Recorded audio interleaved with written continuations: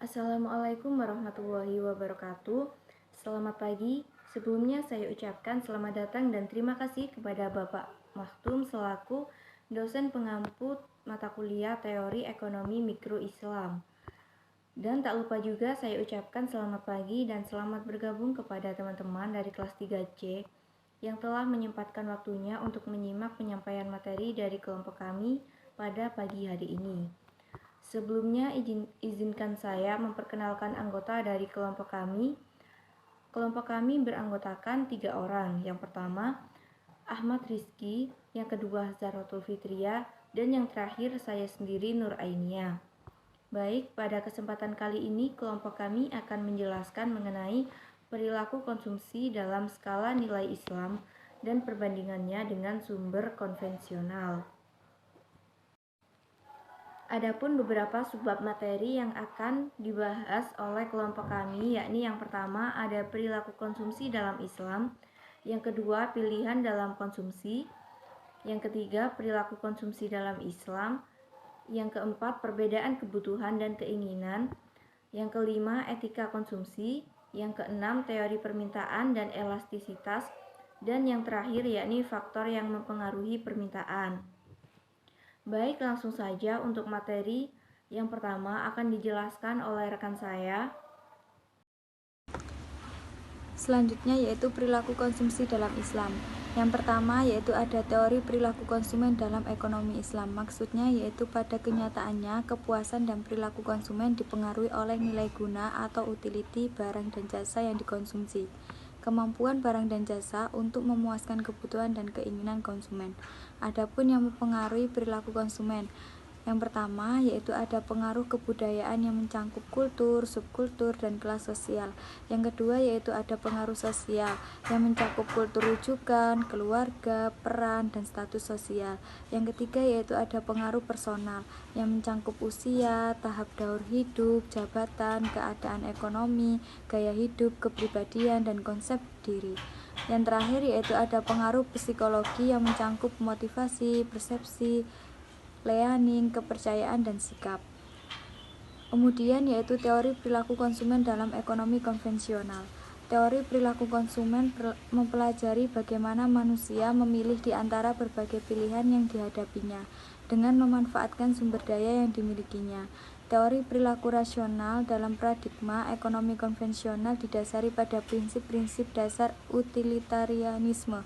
Perilaku konsumen dalam ekonomi konvensional dan ekonomi Islam mengajarkan bagaimana caranya mengatur konsumsi secara baik secara adanya keseimbangan antara pendapatan dan pengeluaran. Sedangkan rasional atau tidaknya seorang konsumen dalam melakukan tindakan konsumsi sangat dipengaruhi oleh beberapa. Yang pertama ada tingkat pendidikan. Maksudnya semakin tinggi tingkat pendidikan seseorang, maka cenderung semakin rasional pilihan yang dibuat oleh orang tersebut. Sebaliknya, bila orang tersebut memiliki pendidikan yang rendah, maka seringkali pengambilan keputusan dalam membeli barang tidak rasional. Yang kedua yaitu ada tingkat kedewasaan. Maksudnya semakin dewasa seseorang, maka orang tersebut cenderung semakin bijaksana dalam bertindak. Yang ketiga yaitu ada kematangan emosional. Maksudnya orang yang mampu mengendalikan diri, tidak tergesa-gesa dalam mengambil keputusan, dapat berpikir secara jernih dan teliti dalam memilih sehingga cenderung lebih rasional dalam mengambil keputusan pembelian. Selanjutnya yaitu perilaku konsumen Islami. Islam mengatur segenap perilaku manusia dalam memenuhi kebutuhan hidupnya. Demikian pula dalam masalah konsumsi. Islam mengatur bagaimana manusia bisa melakukan kegiatan-kegiatan konsumsi yang membawa manusia berguna bagi kemaslahatan hidupnya. Islam telah mengatur jalan hidup manusia lewat Al-Quran dan Al-Hadis, supaya manusia dijauhkan dari sifat yang hina karena perilaku konsumsinya. Sedangkan dalam ilmu ekonomi, konsumsi adalah setiap perilaku seseorang untuk menggunakan dan memanfaatkan barang dan jasa untuk memenuhi kebutuhan hidupnya. Jadi perilaku konsumsi tidak hanya menyangkut perilaku makan dan minum saja, tetapi juga perilaku ekonomi lainnya seperti membeli dan memakai baju, membeli dan memakai kendaraan, membeli dan memakai sepatu, dan sebagainya. Kaidah konsumsi dalam Islam telah tegas dinyatakan dalam Al-Quran dan hadis Rasulullah SAW. Dijelaskan bahwa seorang muslim akan mencapai tingkat konsumsi yang baik atau mencapai kepuasan maksimal dalam konsumsi apabila konsumsi yang dilakukan sesuai dengan ajaran Islam. Di antaranya firman Allah SWT sebagai berikut. Yang pertama, hai sekalian manusia, makanlah yang halal lagi baik dari apa yang terdapat di bumi, yang terdapat dalam Quran surat Al-Baqarah ayat 68. Yang kedua, hai orang-orang yang beriman, makanlah di antara rizki yang baik-baik yang kami berikan, yang terdapat dalam Quran surat Al-Baqarah ayat 172. Yang ketiga yaitu sesungguhnya pemboros itu saudara-saudara setan, dan serta itu sangat ingkar terhadap Tuhannya, yang terdapat dalam Quran surat Al-Isra ayat 27. Yang keempat, makanlah dan minumlah, namun jangan berlebih-lebihan. Sesungguhnya Allah tidak menyukai orang yang berlebih-lebihan, yang terdapat dalam Quran surat Al-A'raf ayat 31.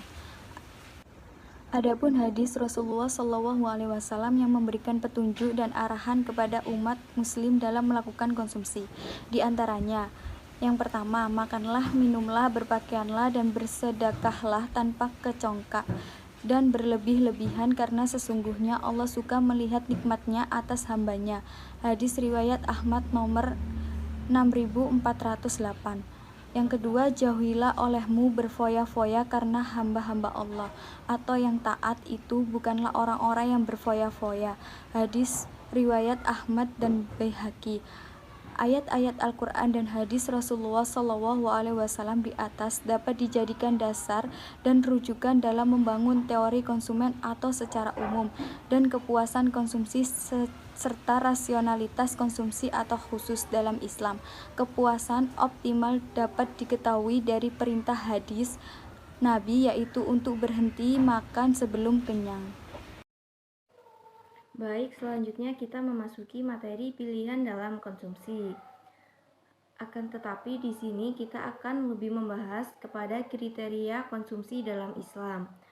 Sebelumnya, pilihan konsumsi itu sendiri memiliki makna, yakni semisal contohnya kita sudah dihadapkan kepada dua barang. Nah, kita itu diperbolehkan untuk memilih dari salah satu di antara kedua barang tersebut. Adapun jika kriteria yaitu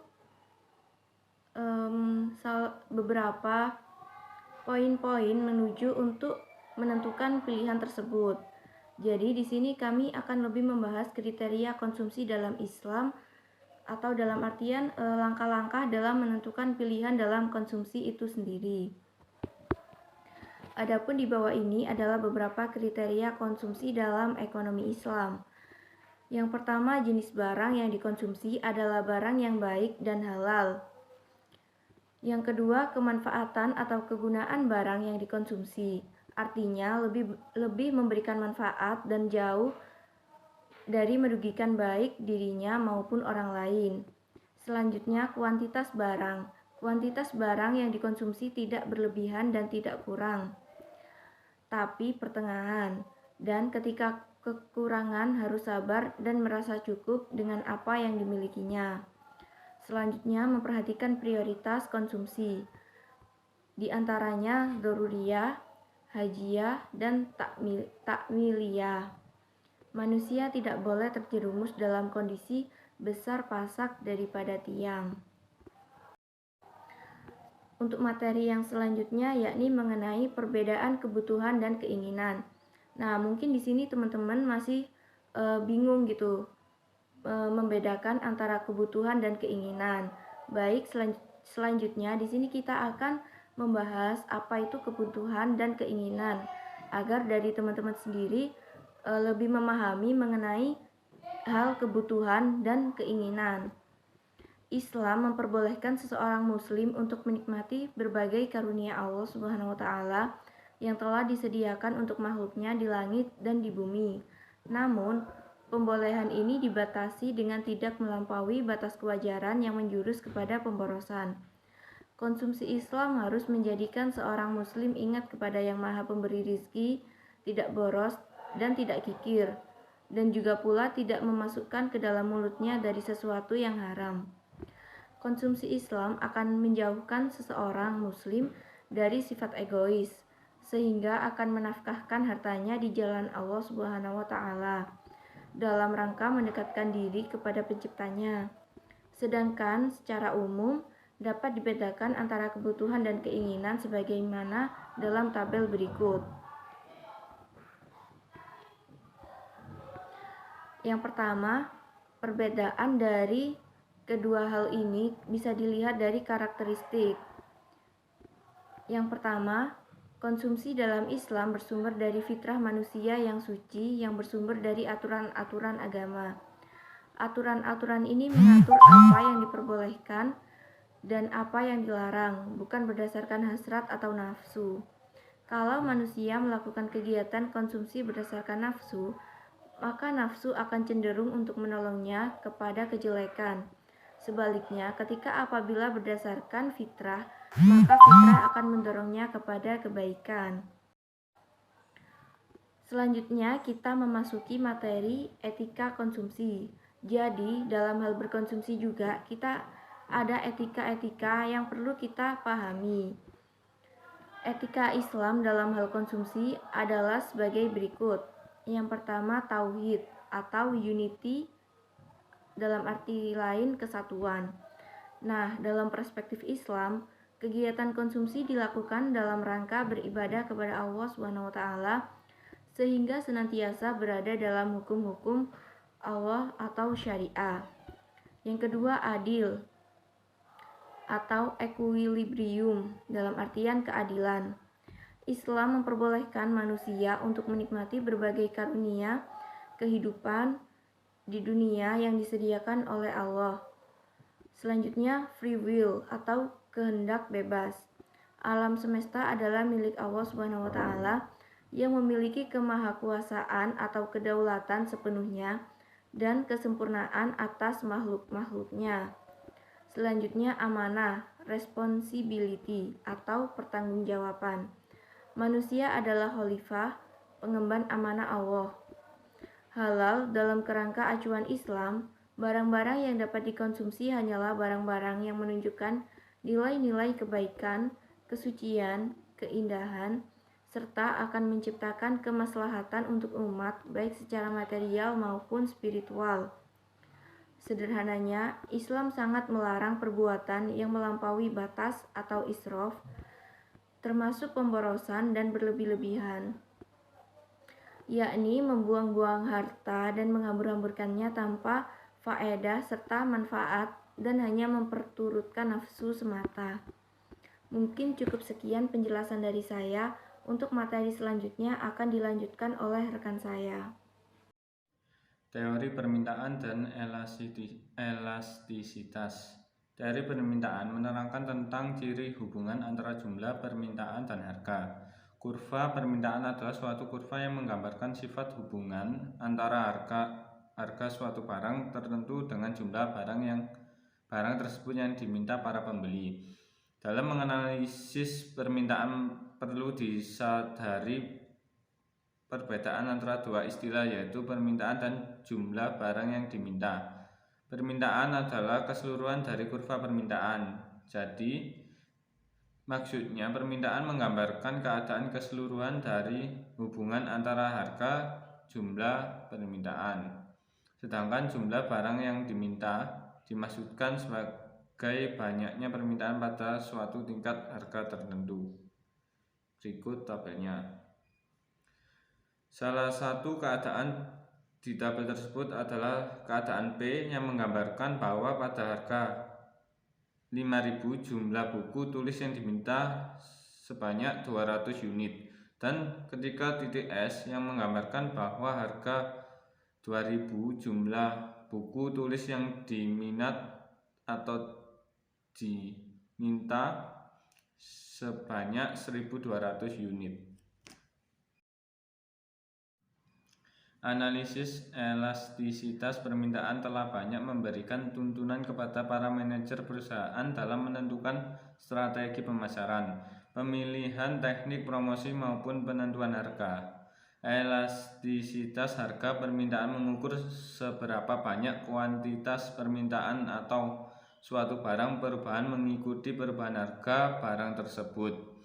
Dengan perkataan lain, elastisitas permintaan mengukur seberapa pekannya jumlah barang tertentu yang diminta apabila harga barang tersebut berubah-ubah. Elastisitas permintaan adalah pengembangan suatu pengukuran kuantitatif yang menunjukkan sampai di mana besarnya pengaruh perubahan harga terhadap perubahan permintaan. Perubahan harga juga menimbulkan akibat yang berbeda terhadap jumlah penawaran berbagai barang. Hukum permintaan mengatakan bahwa menurunnya harga suatu barang meningkatkan jumlah permintaan dan sebaliknya. Dalam teori permintaan, besarnya perubahan permintaan karena adanya perubahan harga tidak diketahui seberapa besar efeknya. Yang diketahui hanya perubahan jumlah yang diminta. Ceteris paribus. Contohnya permintaan beras. Apakah dengan kenaikan harga beras akan serta-merta diikuti dengan penurunan permintaan terhadap beras? Ukuran untuk melihat kepekaan permintaan barang disebut dengan elastisitas. Jadi, elastisitas adalah suatu ukuran sensitivitas dari suatu variabel terhadap variabel lainnya. Para ekonom menghitung elastisitas harga permintaan sebagai perubahan persentase jumlah permintaan dibagi perubahan persentase harga. Artinya, elastisitas harga permintaan sama dengan perubahan persentase jumlah permintaan dibagi perubahan persentase harga. Sebagai contoh, anggaplah peningkatan 10% harga es krim mengakibatkan jumlah es krim yang Anda beli turun hingga 20%. Elastisitas permintaan Anda dihitung sebagai berikut. Elastisitas harga permintaan sama dengan 20% dibagi 10% sama dengan hasilnya 2. Dalam contoh ini elastisitasnya adalah 2, mencerminkan bahwa perubahan jumlah permintaan sebanding dengan 2 kali perubahan harga. Pengertian permintaan dan faktor-faktor yang mempengaruhi permintaan. Permintaan dalam dunia ekonomi sering disebut dengan istilah demands, yang berarti suatu keinginan konsumen untuk membeli suatu barang pada berbagai tingkat harga selama periode waktu tertentu. Atau dapat disimpulkan bahwa permintaan itu adalah banyaknya jumlah barang yang ada dalam suatu pasar tertentu dengan tingkatan harga, tingkatan pendapatan, serta dalam periode tertentu. Dalam ekonomi Islam, permintaan juga memiliki definisi tersendiri. Menurut Ibnu Taimiyah, pengertian permintaan adalah hasrat terhadap suatu atau jumlah barang yang diminta. Roghbah fil al-syai. Secara garis besar, permintaan dalam pengertian ekonomi Islam sama dengan pengertian yang ada pada ekonomi konvensional. Hanya saja ada prinsip-prinsip tertentu yang harus diperhatikan oleh individu, khususnya individu muslim dalam keinginannya pada kegiatan ekonomi. Dalam proses permintaan terdapat faktor-faktor yang mempengaruhi permintaan itu sendiri. Adapun faktor-faktor yang mempengaruhi permintaan yaitu yang pertama, harga barang itu sendiri. Yang kedua, harga barang lain yang terkait. Yang ketiga, tingkatan pendapatan per kapita. Yang keempat, selera atau kebiasaan. Yang kelima, jumlah penduduk. Yang keenam, perkiraan harga di masa mendatang. Yang ketujuh, distribusi pendapatan. Dan yang terakhir, usaha-usaha produsen meningkatkan penjualan. Sekian presentasi dari kelompok kami. Kurang dan lebihnya kami mohon maaf. Assalamualaikum warahmatullahi wabarakatuh.